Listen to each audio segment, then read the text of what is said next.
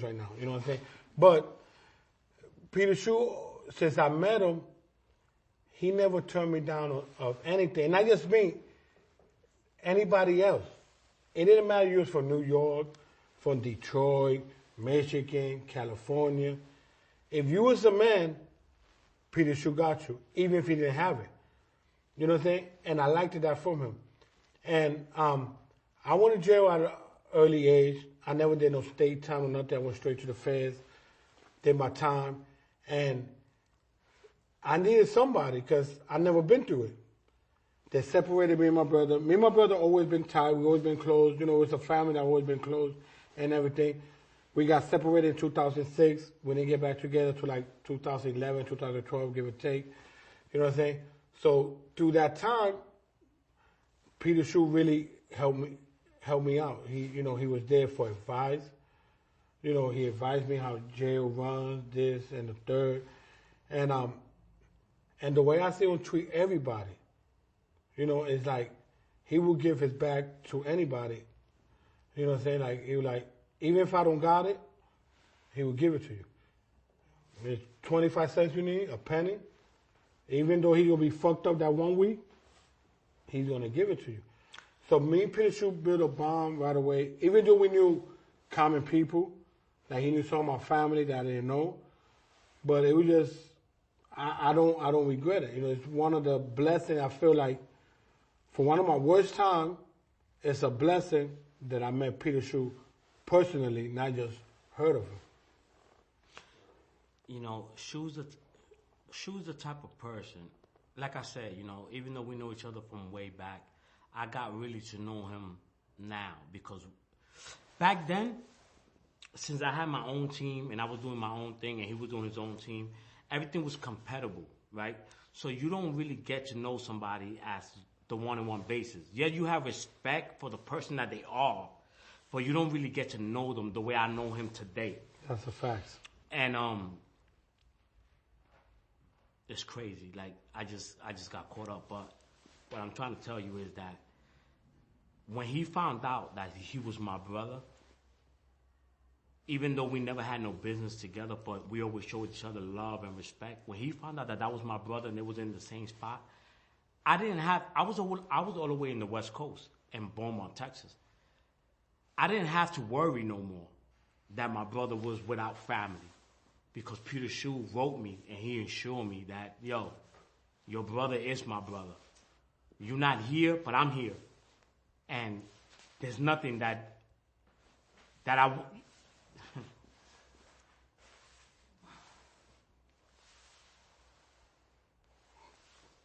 He told me there's nothing that your brother's not going to need or want that you won't do for him that I'm going to do for him.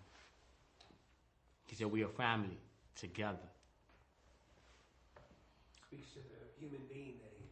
Absolutely. And you know, and that meant a lot because we was at a point in our life when everything got stripped from us.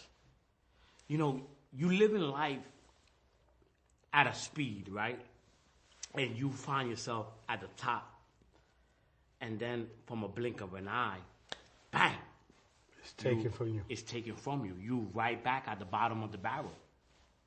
You know what I mean? You back that guppy that they feed you to the Oscars. Absolutely. So then when you get these stand-up guys, and because you was a stand-up guy when you was out there in the other side of the gate, and he take that stand and say, listen,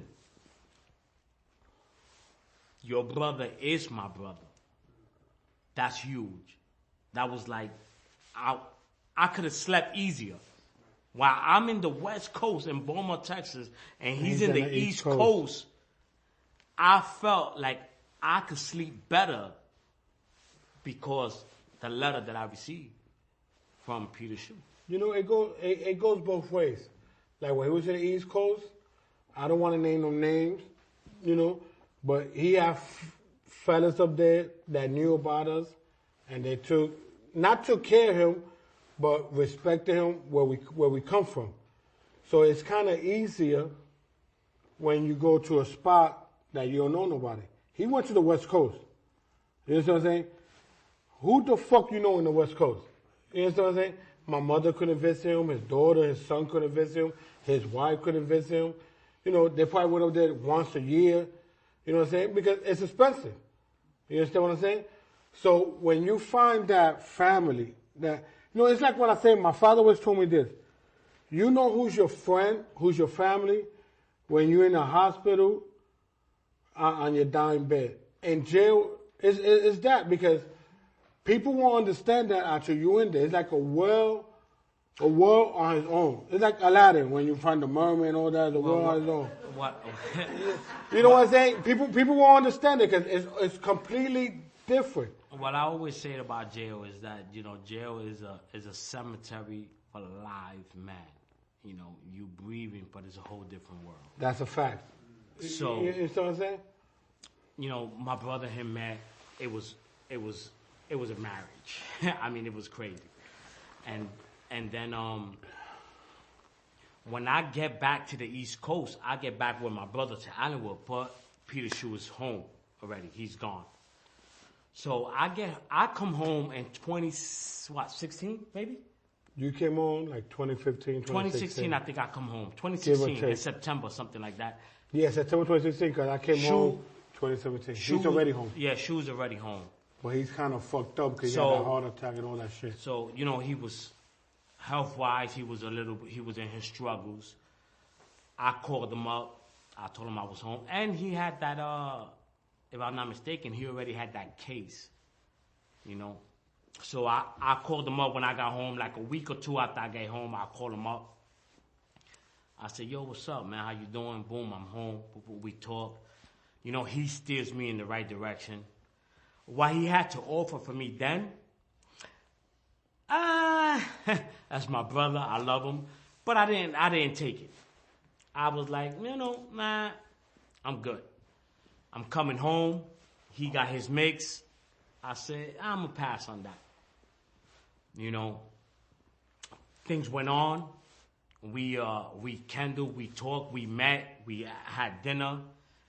And right now, me and him are in a place where we communicate.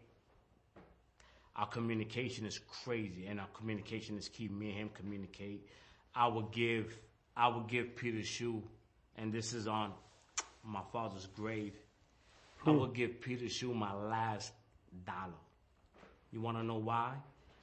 Because a brotherhood, a bond that me and him share is priceless. It doesn't matter. It's priceless.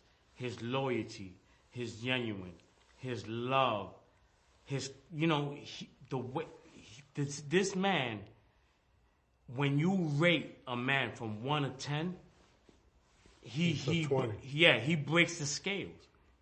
He just breaks the scale. And it's not something that he wants to do so people could talk about him. It's just genuine. Genuine, exactly. It's genuine, and his aura is genuine.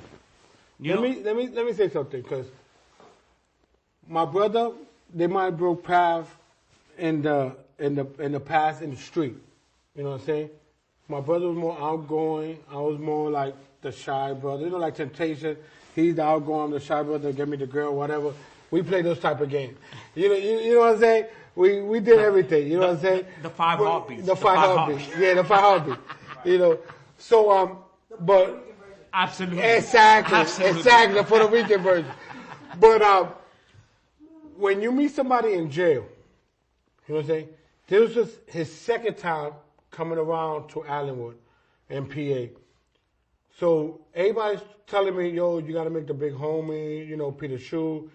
He's Chinese, Korean, whatever they was telling me at that time. I don't even remember, to tell you the truth. I'm not paying attention because everybody think you're a bigger man than the other man when you first get locked up. But I would like to give the man a benefit. You know, all right, I'll play back till I see what this guy is all about. So we in Allenwood in 2006, 2007, give or take. So I talk to him. We go to the yard. If people listening to this, watching this, they don't understand, we go to the yard. And I see this Chinese, black guy, whatever, looking retarded. You know, I'm like,